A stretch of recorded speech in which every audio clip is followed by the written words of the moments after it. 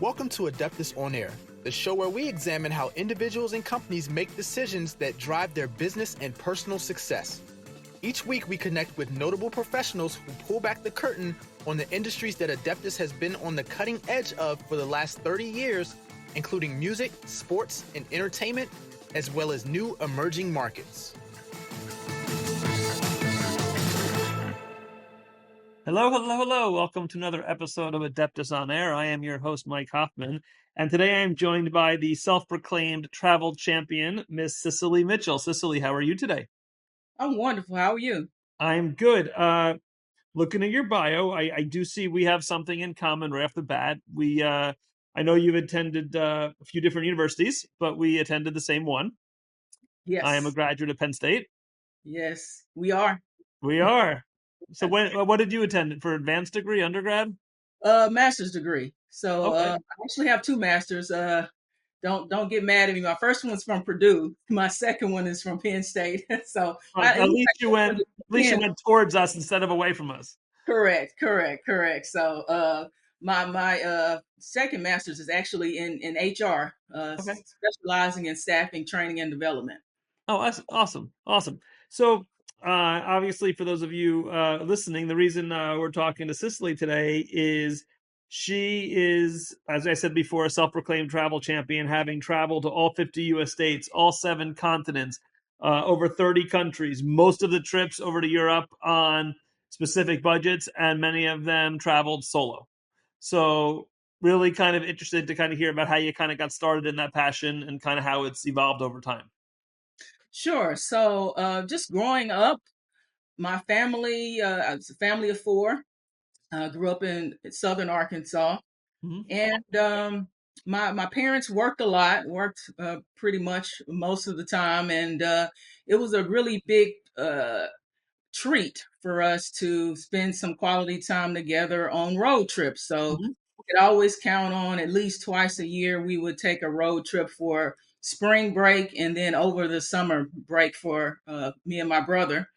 And to me, those were some of the best memories that I had because, like I said, it gave us a time to spend time with one another and Sure. bond and really explore to see different places. So we went everywhere from, San Antonio, Texas to Washington, D.C. to Denver, Colorado.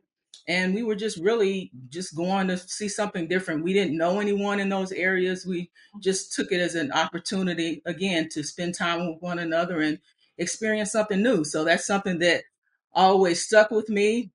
And I look for the opportunity to travel as much as I could. And when I was a junior in high school, I had the opportunity to participate in an exchange program, foreign exchange program. It was a young lady that came to stay with me and my family from France. Wow. It was during the school year, and they go to school year round. So it was the spring semester for me. And then that summer between my junior year and my senior year in high school, I went to spend some time with her and her family, go to school with her and meet some of her friends and all that. So that was my first time, not only out of the country, that was my first time even flying. So Wow. I never flown before. So my first flight was going to Across the France. Atlantic. Yeah, so it was a really cool experience. And Mhm. once I experienced that, I said, wow, this is really cool experiencing a different culture, Mhm. language, just beliefs and things like that. And I wanted to see how I could do that more. And again, I just looked for as many opportunities as possible to travel. When I was a junior in college, undergrad at Tennessee State University, Mhm. I had the opportunity. So I was studying engineering. Okay. Wow. So I had so that's what my first master's is in engineering as well. So, but I had the opportunity to intern with the U.S. Army Corps of Engineers, Mhm. and it was the Europe district. So we were based in Germany. Wow. So I spent my summer there before my senior year in college. And with it being in Europe, it was really wonderful because I got to travel to a lot of countries. I always tell people who've never gone overseas that in Europe, it's kind of close to how it is here in the United States in terms of the proximity of the countries, I would relate that to like the proximity of the U.S. states here. So, Sure. you could literally drive to two or three countries within, the same weekend. So Hmm.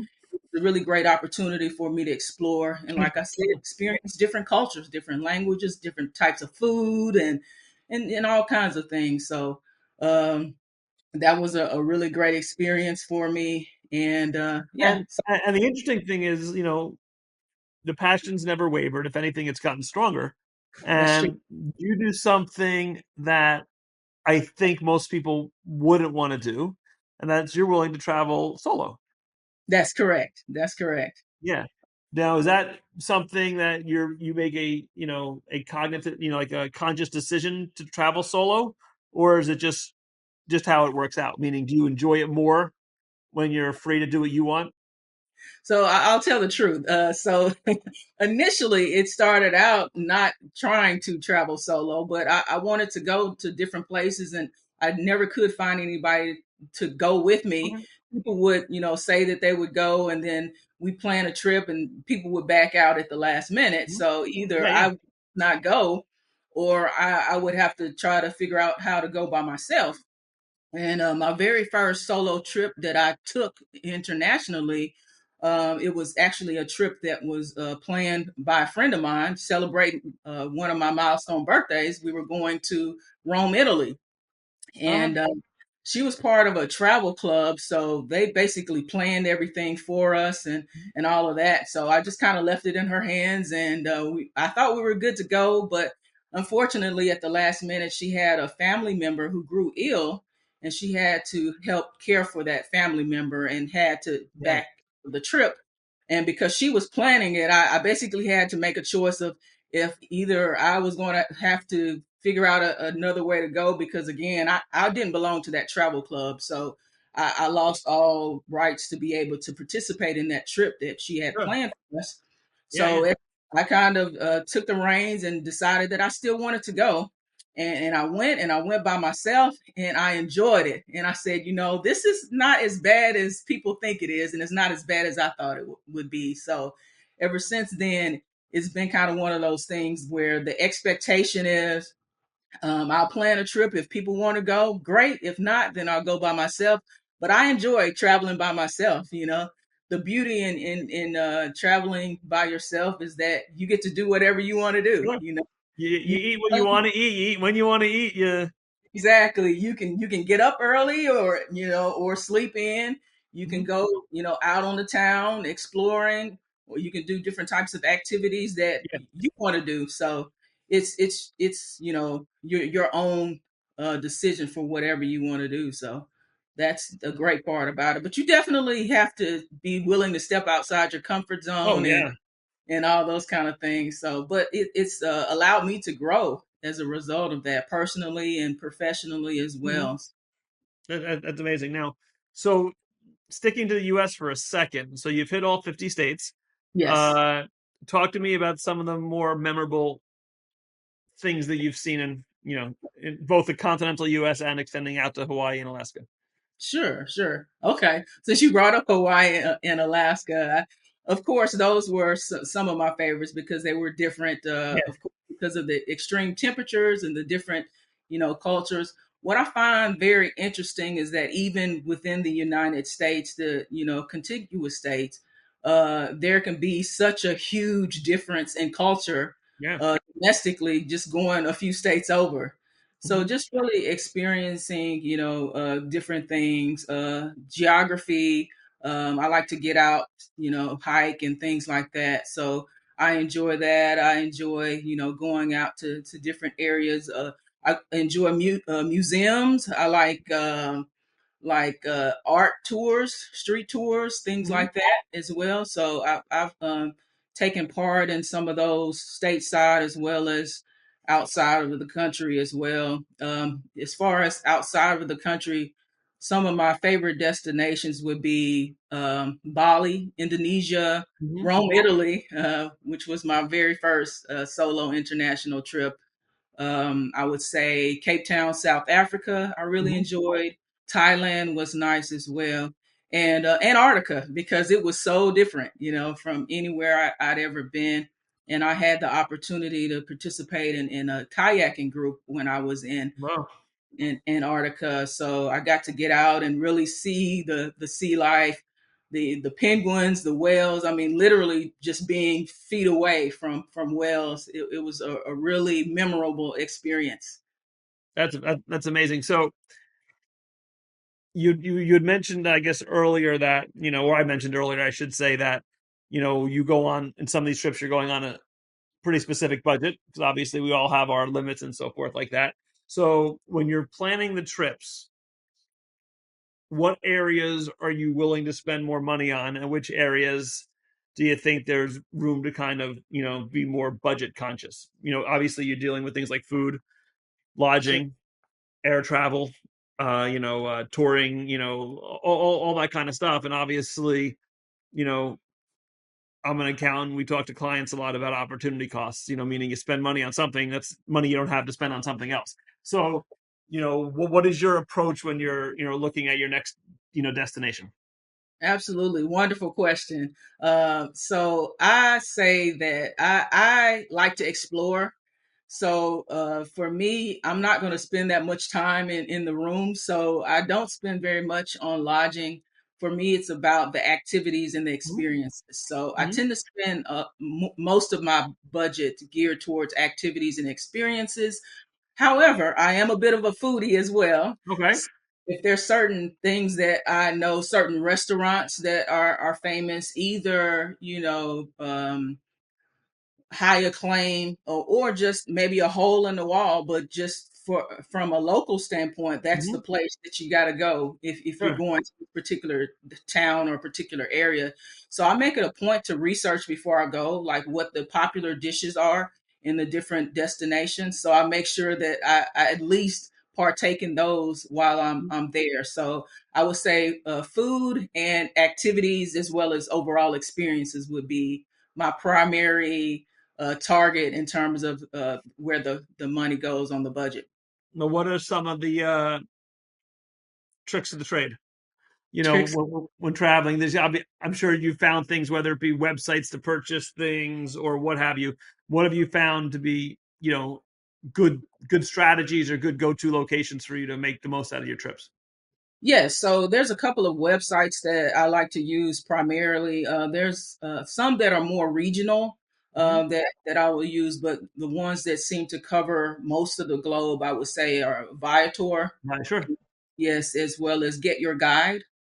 So those are really helpful because they have all kinds of different activities, everything from, city tours Mm-hmm. to actual, adventure type activities such as skydiving or, whitewater rafting, those types of things. I Mm-hmm. do like to do those things when I travel as well. So I would say that those are my two key websites that Mm-hmm. I look to for planning activities and things like that on a budget.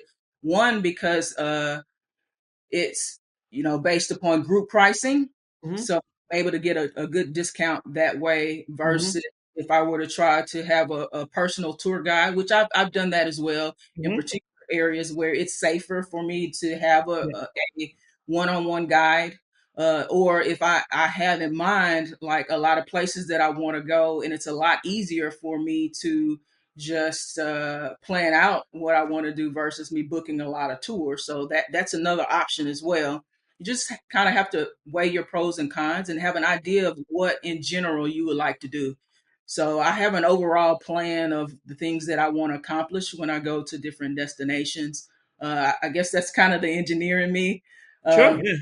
so I like to be well prepared, but there's always going to be those things that come up that you can't plan for, you can't prepare for, and that's Mm-hmm. what tends to be the adventure of it all. Those end up being a lot of the more memorable experiences. So I leave my schedule open on certain days so that when I do meet up with the locals and get advice about different things to do that are perhaps off the beaten path, You have that time.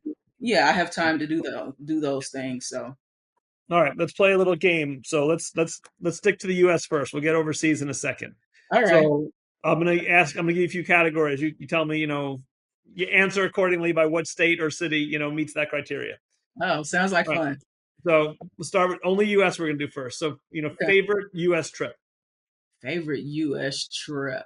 Um, so I did a trip with a friend of mine where we started out in California and then we went to Hawaii. So at that Okay. particular time, I had never been to California before. So I got to visit the Bay Area as well as Sacramento. And then we went to Hawaii. So that was a really fun trip. Okay. Best food. Best food. That's too hard. Come You got to give me on. two. You, come on. You're the travel champion. You gotta answer the tough ones. I say the being the Southern girl that I am, I like soul food, so that's probably nearest and dearest to my heart. Not necessarily the best for you, but it makes for good eating. Okay. Fair enough. We're most beautiful scenic from a scenic perspective. Wow, from a scenic perspective, man, that's a tough one. Hmm, from a scenic perspective, um, I'm just gonna say what just came to mind. Okay. So in the Northeast, so I spent some time north of Boston. Mhm. Um, I like that area in the fall time because you can really see all the different colored leaves and Mhm. all of that. Yeah. So the colors are a lot more brilliant than they are in other parts of the country. So that's just the first thing that came to mind. All right. That's all fair. So who's All right. calling? We're gonna block this out, Michelle. I apologize. 1 second. I'm getting a Teams call, so we're gonna edit this ringing out. 1 second. You know what happens? I tell someone call me at 3:30, and they call me at 2:45. It's like, why do I even bother telling someone? All right, Michelle. So we're gonna be back on there. So okay. So most overhyped place, like a place you really heard great things about, you wanted to go to, and you're left like, oh, well, yeah, it didn't do it for me. Another one that's probably going to get me in trouble, but I will have to say Sydney, Australia. We're And I'll still in the U.S. Come on, Oh, still in the U.S. I didn't come realize. on, don't get ahead of myself. You ruin my next question later. Sorry. In the U.S. A place that was hot. There was a Like lot of. you really heard great things about, people talk it up. You really wanted to go, and you're like, oh, Um, I guess more maybe Orlando, Florida. okay, Yeah, not Orlando. a Disney girl. Not a Disney girl. So, that's really kind of what the area is about. At Oh yeah, least the experience that I had. So, yeah. Well, I think most of Orlando is very attraction based, whether it's that or Universal, or SeaWorld. I think it's a different clientele, than what you kind of see here, kind of thing. Okay, so now let's go over to Europe. Best okay, food. Europe. Best food. I would have to say pretty much anything Italian. I like Italian food anyway, but going over there and eating it, pasta. I mean, it was just on a whole nother level. Even pizza. I Yeah. mean, it was just different, How did the And pizza compare for you? Because I did Italy when I was a kid. So I was in Italy when I was 13, and I remember like being like culture shock eating the pizza, yeah, compared to what I was used to. How do you feel about real pizza versus U.S. pizza?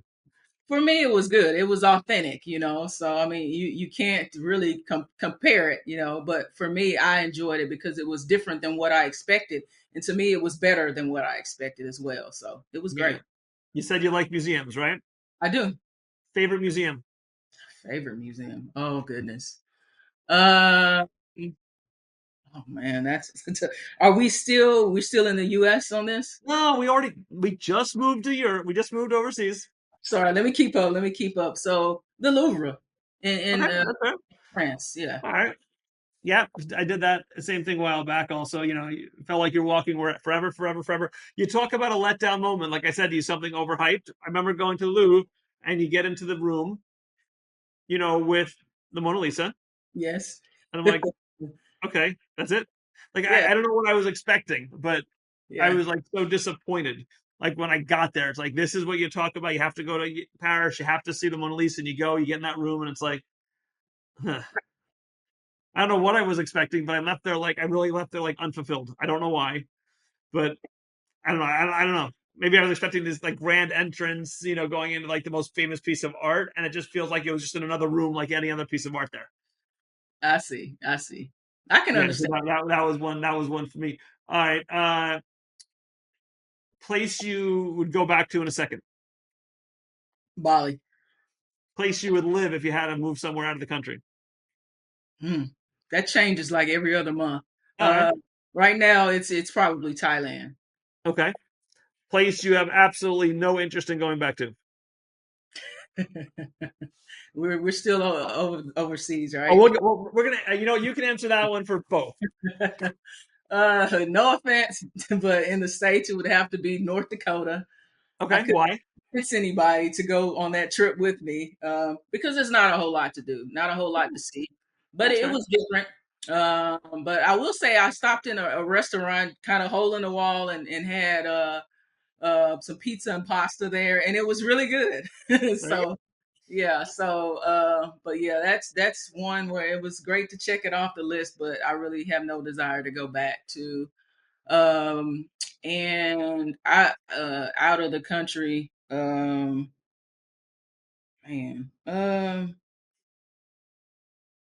well, I mean, Antarctica. I don't plan on going back to Antarctica. It was another one of those where you check it off the list. Really cool experience, but I don't go. plan on going back. Okay, name three places you haven't been to yet, but they're on your list. Um, let's see. So literally every country I want to go to. So Yeah, sure. But I'm sure there's some though that you really want to get to. yes, so there are some places in Africa. Okay. Ghana jumps out, and in South America, Peru. I haven't been to Mhm. Peru yet, believe it or not. I plan on going in 2020, but due to the pandemic, I Yeah. canceled the trip and just haven't circled back in the plans on that one. But it's definitely on the list. Yeah. So, and you said three. Well, you can stop at two if only two come to mind. That's okay. Have you Okay. done a safari? Have I done a safari? Yes, I did in South Africa. I sure did. And how Yes. was that? It was awesome. It was an amazing experience, being that close to the animals, and yeah, I didn't expect it to be be like that, but that made it that much more fun, being that close, and the I guess the anticipation of possible danger, Yeah. even though we weren't really ever in true danger, but Mhm. just knowing that you're literally right there by elephants and Yeah. giraffes and all kinds of other animals, wildebeest, and all kinds. Yeah, things So I know that. you've been to every state in the U.S., but I'm sure you haven't been to every obviously major city in the U.S. So That's what major cities haven't you hit that you would like to go to? major cities haven't I hit? Um, Or running major cities, what cities in the U.S. would you want to go to that you haven't been to? wow. Hmm. Believe it or not, I've been to most. I mean, Okay. most major cities in the U.S. You don't So, really feel there's any more domestic travel really in your future, in the sense of most of it now is going to be overseas to new. well, I mean, if there's different opportunities that come up, I could definitely see myself going to some places, but not necessarily planning trips. But Sure. if things come up, maybe business trips and things like that Oh, to. well, of course, sure, Like, sure. well, even when I have a business trip, what I'll try to do, which I don't, most of my travel, people always ask me, is it for work or Yeah, for most of my like 90% of my travel is for fun. But I always tack on a fun trip yeah, from wherever I go. sure. So, Yeah, are you working in the HR field now? no, I'm not. So I spent most of my career in engineering and then Mhm. also in HR. But I also am a real estate investor Okay. and a property manager, and then also advising people, educating people on how to travel solo safely and on a budget. So those are my primary tasks right now in terms of So, professionally. how do you get clientele to do travel consulting? Because you're not a travel agent per se, so you're not booking trips. You're just kind of guiding people. So, how do you find people to assist? So right now, what I typically do is I post online through my different social media sites. I host webinars or master Oh, classes. So that's one way that I'm able to reach people. And I also mhm. do quite a few book signings. So I did write a book a couple of years ago called The Travel Champion. How to travel the world solo safely and on a budget. So it's a four-step guide, Okay. to traveling the world solo safely and on a budget. So based upon that book, I've been able to do some corporate speaking engagements, Nice. as well as like I said, some book tours, book signings. So that's been really helpful as well. So what's the most common questions that people ask you when you're working with them? When I'm working with them, is it safe to go there? That typically is one of the most common questions. I think maybe just being in the U.S. sometimes if you haven't traveled out of the country, there's a certain type of fear just based Yeah, upon what people see on the news, and of course. people have said, it, and sometimes it's cultural. A lot of times it's, people who haven't really traveled much and they're fearful and they Mhm. project that fear on the other people Yeah. without even realizing it. And sometimes it's just trying to coach people to get over that fear, to understand what you've heard is not necessarily the reality. So that's one thing that I would definitely say. Oddest question anyone's ever asked you? Oddest question. Oddest question. As far as somebody that I'm Yeah, coaching, someone you're working with, and they're asking you about travel, or they're asking you about a specific location, and you're like, I can't believe they just asked me that. um, um, the oddest thing anybody's asked me.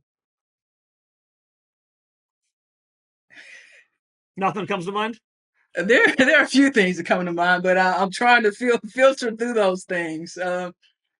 Unfortunately, a lot of things are based on stereotypes, Sure, and sure. sometimes when people hear that, about going to certain places, I won't name specific locations, but things about drug activity or Mhm. sex trafficking or Sure. wars and things like that, and you're like, Yeah, yeah. no, like that's not going on there. We're looking at this particular part of this particular country, and Mhm. it's not what you think it is. So Right, sure. those are some of the, I guess, oddest questions. But like I said, a lot of times it's based upon stereotypes or ignorance, meaning lack of knowledge Mhm. of a Yeah, certain yeah. topic or geographical location. All right, awesome, awesome. So you mentioned your social media. How can people follow you and find you? So people can follow me on Instagram, as well as Facebook, TikTok, and YouTube. I am at The Travel Champion. Easy enough. Okay. And easy enough, as well as my website, which is www.thetravelchampion.com. So I have a lot of information about all of my trips, all the different destinations. And I did want to mention that it has been updated. I've been to about 45 countries as opposed to Okay. the 30 countries now. So, and counting. So, There you yeah. go. Okay. Well, what's your next scheduled trip? So let's see. My next scheduled trip that I have right now, I've got a conference in the Cayman Islands. So that's Nice. my next scheduled trip. But as far as some trips in between, I do plan on exploring a few countries in South America probably by the end of the year.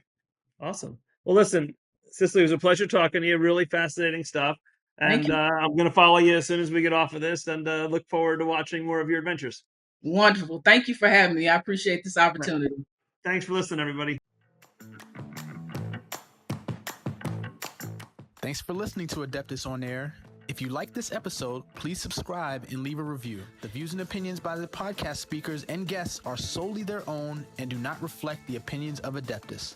This podcast provides general information only and is not intended to constitute advice.